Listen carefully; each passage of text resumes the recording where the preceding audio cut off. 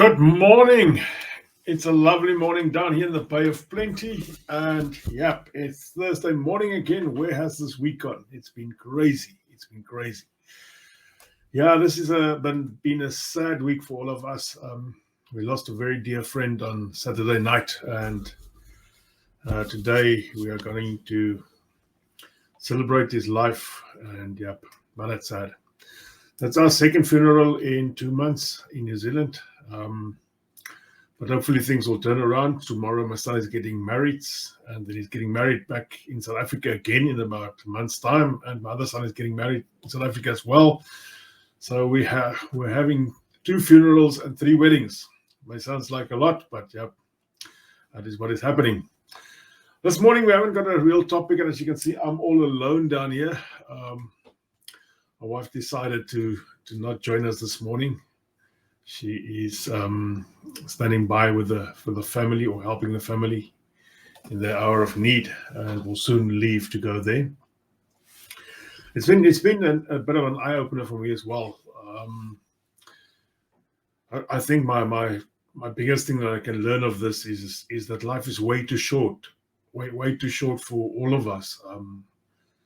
We all have a lot of plans, but we put that on the side because we need to work, and we need to work more, and we need to work harder, and we need to work longer hours. And even myself, I've been burning the candle both sides. So yeah, I've been working Mondays to Thursdays until very late every night. Fridays I take it a bit easier, but it's always a lot of admin until late in the day. And suddenly the weekend's there and the weekend's gone, and you haven't spent a lot of time with your loved ones. And that's probably the only thing that remains at the end of the day. So good morning to Karina. Good morning to everyone else. Good morning down Facebook. And sorry to hear about your loss. Our condolences. Thanks about that.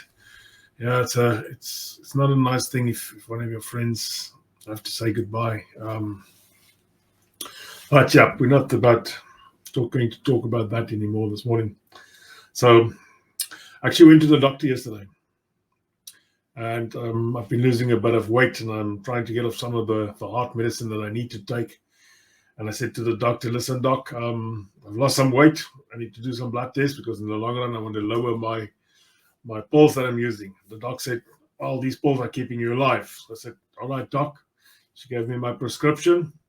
I went over to the pharmacy, handed my prescription to the pharmacy. And the pharmacy said, sorry, we don't have some of the pills.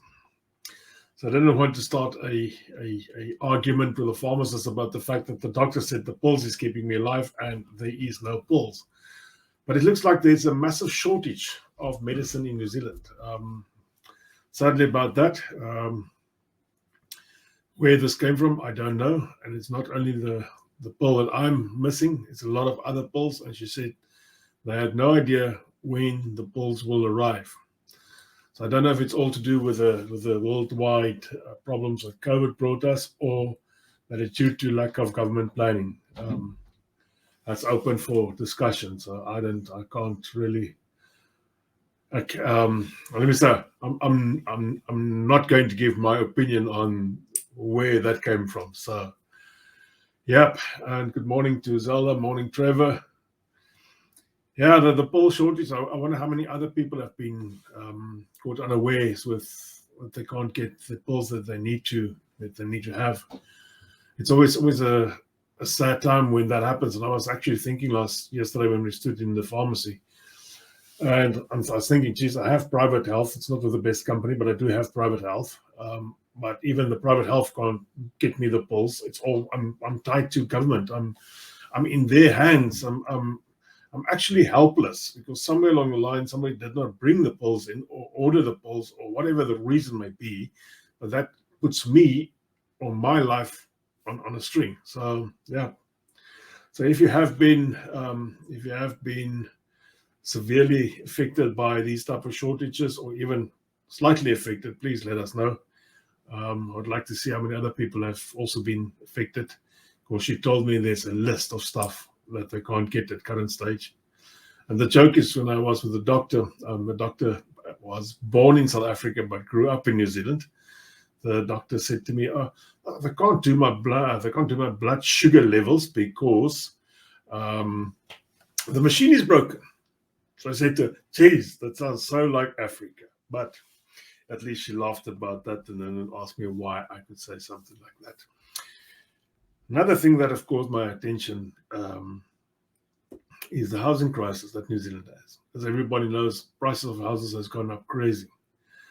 But the other drawback that most people who can't afford a house has been facing now is that the rentals have been going up crazy.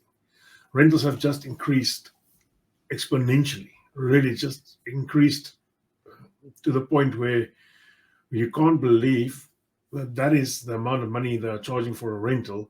And some of the landlords has gone around and thrown people out because you just can't raise the rental as you want to. So they've actually stopped people from continuing with their rental and putting new people at a much higher rental. So yeah, and the main reason for this is, it's back to the government. Government has decided to remove the tax bracket or the tax clawback that you could have on your interest rate. So in the past, you could buy a house, rent this out, and then claim back most of the interest or all of the interest back from the income that you are receiving on this rental. So they've decided to stop that. Now suddenly rentals have become much more expensive for the landlords just to have. So naturally, this extra cost goes back to the consumer, and that's the tenant. So either the tenant's going to pay much more, they're going to live out in the street. And we see a lot of people currently these days living in their vehicles. I was actually making the remark that things have gone backwards a bit since we arrived here. And we've only been here for nearly 5 years. And so there's a lot of different things that have gone. We're still not back to the way or where Africa is. We're still far off from that to be thankful about. But things have gone backwards. More potholes in the roads, shortage of medicine. Now this high housing problem with tenants not being able to find a house. That's the other big thing. A lot of tenants can't even find houses, lest not afford them. If you only have a certain budget for this, then you, I don't want to use the word screwed, but you're screwed a bit over if you can't find a house in your budget. You just can't go back to your boss and say, yes, I need more money because my rent has gone up. There's just no way that works. But it has that type of knock-on effect in the long run. But then government saw, whoa, this thing is not working for us. This is not working for us. So they decided, in all their superior brain power put together, they decided, let's give the interest rate or let's give people the interest back. And this has happened. The following has happened. So now you can again claim the interest on the income that you have. But, and this is a big but only if you have 20 houses or more. So only if you have 20 houses or more. That is how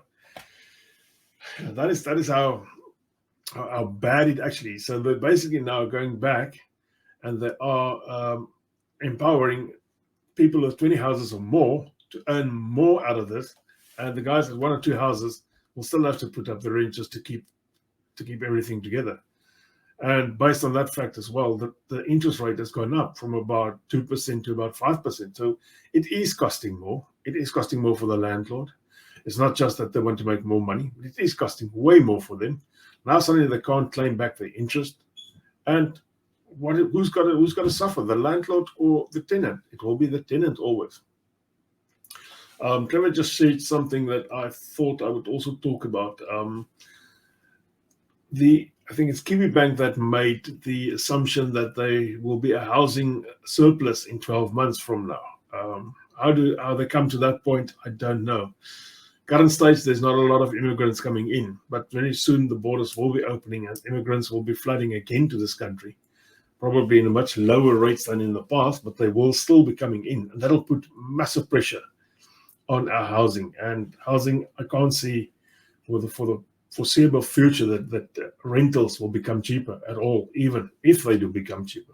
I don't know how can I say? I can't see what the future holds for that, and I can't see the end to this problem. Except if government builds that, what was it, 30,000 houses that they promised they would be building. That was 6 years ago. I think they built 500 houses, if I'm right. I had the figure of 500 houses that was built eventually in my head. But with anything political promises, if the sun shines on that, it quickly disappears. So, what's happening in your line? What's happening in your life? Where are you? For me, New Zealand is still a beautiful place. New Zealand is still my number one destination. I still love it down here. And I can promise you, somebody asked me last night, do I miss South Africa? I do not miss South Africa. When I go back, I doubt if I will ever go back. I'm going back now just for the marriages, but there's so many other beautiful countries out there. If I need to go back or need to leave New Zealand, there's a lot of other countries that I would probably rather go to than ever going back to South Africa. From Trevor's side on the other channel saying New Zealand is becoming totally unaffordable to live. That's why so many people are leaving. Currently outflows more than what's coming in. That is the one thing, the current outflow, but it's Kiwi outflow. And that is something I think we have been waiting for. But a lot of them came home during COVID and the borders are open again and they'll soon be gone as well. And Liana van Lochenberg saying, I just can't wait to get there. Yep. And I can promise you, it's worth coming here. It's one beautiful, beautiful country. So I don't want to go too much into politics, but Leon saying the left is like Jacinda and Joe Biden is ruining the West. Sadly enough, politicians looks like they've got no accountability for what their actions bring to the normal people, to their voters. That's the problem. They're not accountable to their voters. Even in New Zealand standards, when I'm driving around, I can see next to the roads, it has become filthy. People are throwing stuff out that hasn't been like that in the past. People are littering. That's a nice word, littering. It's not on Africa standards. Please don't get me wrong down there. Really not. But even the odd box of Kentucky or McDonald's that was thrown out of a vehicle, it's one too much. It's one too many. When we go out on trips with our 4x4s, we have bags on board that we pick up rubbish. We pick up the other people's trash. And these days, it's as if it becomes more and more. There's just no more, I will do my part for the country. I think that has died down a bit. I think politics has dampened that a bit. Perhaps something can happen, and perhaps somewhere along the line somebody will come into power that's more caring, that really wants to get business up and running in this country again, and that is what we need. We need a strong leader now. I'm not going to name names down here today, so I'm not trying to have a political agenda this morning. So let's get out of the politics. Another thing that worries me a bit, there's a lot of problems in the country that just get swept underneath the rug that they don't talk about. It's very much the same as when the All Blacks lose a rugby game. Next day, nobody says anything about this. The All Blacks have never played yesterday. They've never lost. So that is one of the things that also get swept underneath the rug. Crime has gone up in New Zealand. Not exponentially that I feel threatened or that I want to put burglar bars onto my house or even have my alarm working or something. I don't have an alarm, so I can't have my alarm working. But crime has really gone up. And if you look back at what the root cause of this is, and that's what I like doing, I like to see this is wrong and this is what went wrong to cause this. Australia banned a lot of criminals from New Zealand that was operating in Australia, and they threw them out of the country and deported them back to New Zealand. So we started to have a lot more of those people around here. And then the police force didn't get a lot of help. In the last, I would say, 4.5 years, the police force haven't grown at all. They were just not. How can I say? They were just not more officers really employed. There were 1 or 2 employed, but that's that. For the amount of people in this country, we have a lot less officers than what is really needed. And these days, you see policemen wearing bulletproof vests. They haven't done that in the past. In the past, you wouldn't see a policeman at all wearing a bulletproof vest. So that's an interesting question. What would be your top 3 countries, Jan? Number 1, and I'm going to say this out loud, will be New Zealand, because I live here and I love this place. My number 2 top country will probably be Italy. There's something about Italy that takes me on long falls.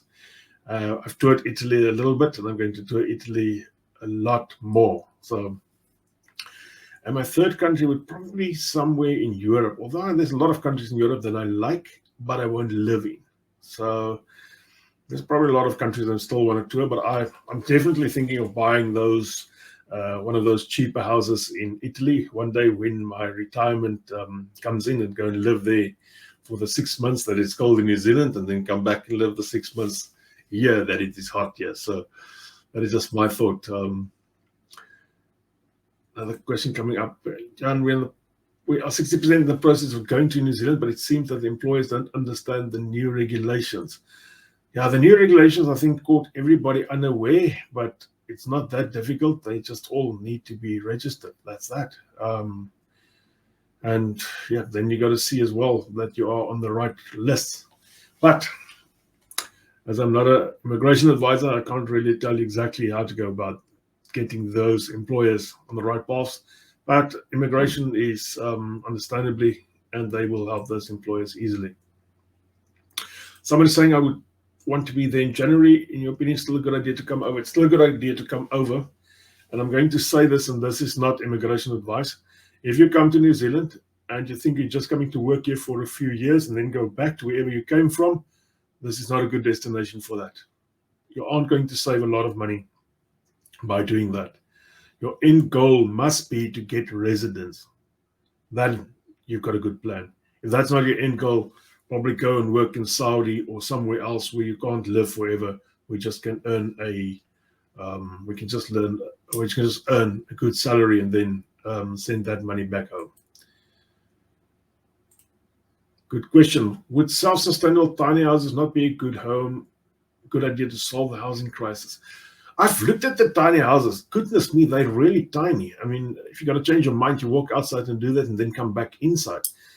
There is a rule, and I'm talking, I could be totally corrected or totally wrong.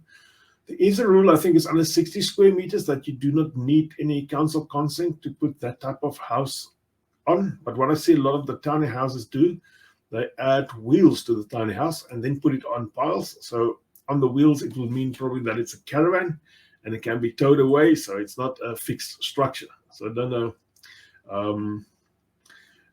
know if that is the right way to go around, but even in caravan parks, you see all the little chalets that they have. All of them are really on wheels. So next time you're in a caravan park, go bend down and look underneath those slats. You'll see there's wheels. You won't believe it. I actually had to do this in a few caravan parks, and I was actually quite surprised. Somebody asking, where is your SA flag? My old SA flag, I gave it to my nephew in New Zealand, in the UK. I think that was in 1998. I gave my old flag away. So now that's the flag of the country where I live. So that's the New Zealand flag. I don't have an all black flag. I don't even know if the All Blacks have got a flag, but yep. Vanita saying on the other channel, we have always lived in a very safe neighborhood. In the last few months, we've had cars stolen, broken into, and so forth. So the nice thing, Vanita, that is a situation that can be turned around easily. It can be turned around easily by just adding a few more cops, point one, and point two, strengthening the courts.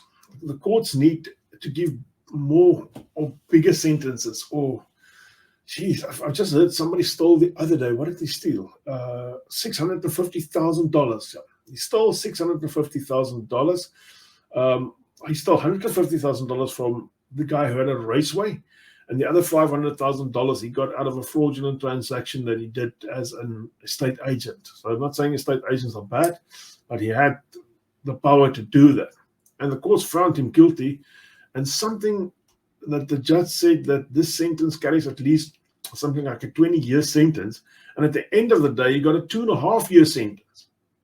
So And yep, oh, he has to pay some of the money back as well. It was part of the sentence, but of the 150, he still, I think, he's got to pay back 50,000, and of the fraudulent transaction of 500,000, he's got to pay back 75,000. So it shows you crime pays, guys. It really pays. So I'm not saying go and do that. Don't be stupid. Yeah. Vanita also saying, yeah, Jan, unfortunately, our justice system is very weak. And it's also a big problem. The other big problem I see in New Zealand is the kids. The kids are running, not all of them, but there's a lot of kids that are running around crazy. They caught a kid the other day in a ram raid. The kid was 13 years old. A ram raid in New Zealand, for those guys who don't know, they go and steal a vehicle. Then they take this vehicle and they drive this vehicle physically right through the glasses of our little cafes or dairies, as we call them down here. Drive through, run in, grab a lot of stuff, and run off.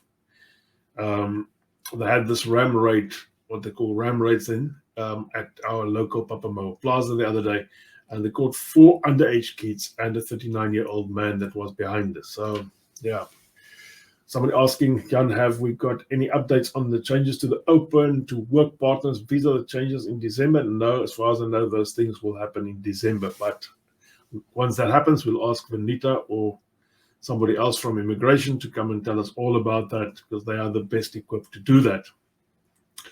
Yeah, unfortunately, small little things are hampering away at the quality of life we have here, but the quality of life we have is still much higher than what I was used to.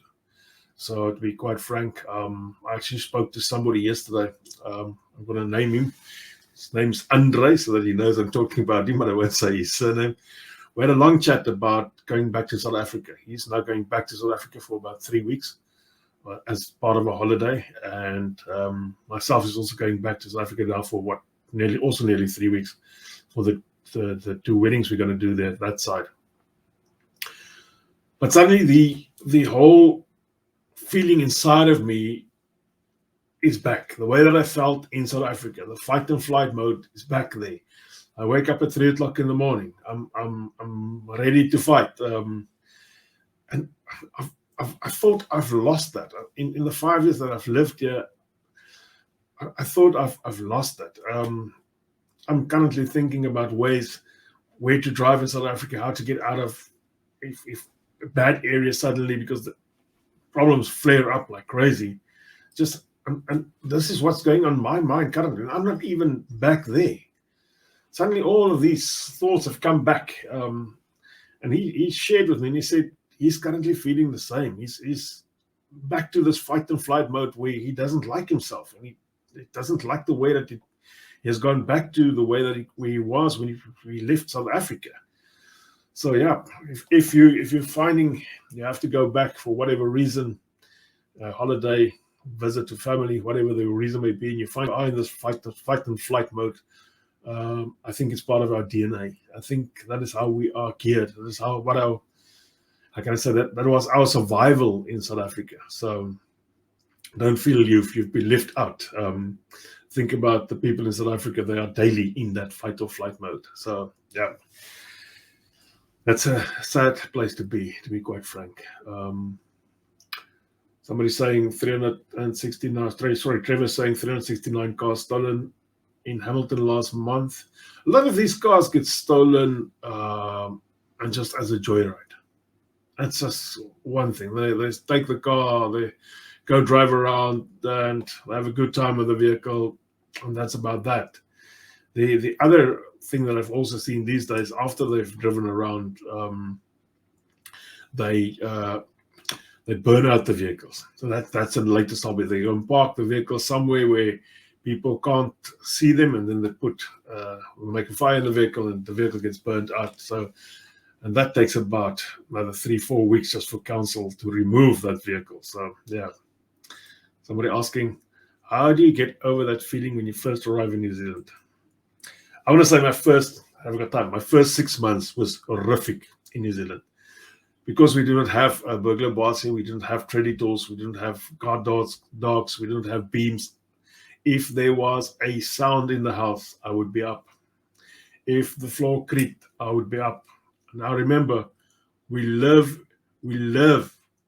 in wooden houses in New Zealand, and these things creak at night. So I would be up most half of the night. But just suddenly one morning, it was gone. One morning I didn't wake up any time at night because of the creaking of the house. One morning, everything was normal. So yeah, you do lose that feeling after a period of time, and that is when life becomes a bliss, if I want to call it, when life becomes good. And that is the way that life is supposed to be. So somebody just saw Francine saying, yep, unfortunately, some things do not change in SA, only become worse. Yeah. But let's not hamper on that. Let's call it today. We had a lovely red sunrise this morning. So the sun is shining in New Zealand. Although there's a lot of clouds overhanging up, it could go cloudy later today again. But at least we had a very, very good sunrise this morning. So, guys, that's me. Just Vanita saying it's a huge adjustment when you first come to New Zealand. It's very quiet. It takes getting used to. Yeah, it is a huge adjustment. But as soon as you get used to it, it's lovely. It takes time, and you've got to give yourself time to get out of all these feelings that you had, because you have been so many nights, or so many years you've spent with all these things that you had to look over your shoulder, and now suddenly it's not needed. Somebody saying, Penny saying, last night I forgot my car keys on my unlocked car seat. My keyring has all my bank cards in them. Clearly forgotten the flight mode. It is. I actually also went out, I think it was yesterday or the day before, and I saw that my car was unlocked. I can't even remember why I unlocked my car, but for one or another reason, I didn't lock my car. It was there all night. So some areas still that are very, very peaceful. There's some areas in Auckland that I wouldn't even think about going to live in, or ever going to live in there. But yeah. So, guys and girls, that's me. Let me see whatever else is down there. No, nothing really. Just somebody saying, hope I can get work here. All right. I'm going to say goodbye. That was me for Thursday, 30 Minutes with Jan. Same time, same place next week. I'll see you down there. Enjoy. Hey.